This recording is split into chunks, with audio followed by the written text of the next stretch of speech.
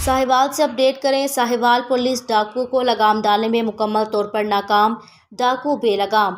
थाना डेरा रहीम के इलाके में डाकुओं ने सिक्योरिटी गार्ड को गोली मार दी। तफसीलात के मुताबिक साहिवाल सदर सर्कल थाना डेरा रहीम का इलाका डाकुओं की मौजगाह बन गया। पुलिस बेबसी की तस्वीर बनकर रह गई। चक 99 9L में फैक्ट्री के सिक्योरिटी गार्ड मोहम्मद नवाज को 2 डाकुओं ने गोली मार दी। जख्मी मोहम्मद नवाज अस्पताल मुंतकिल।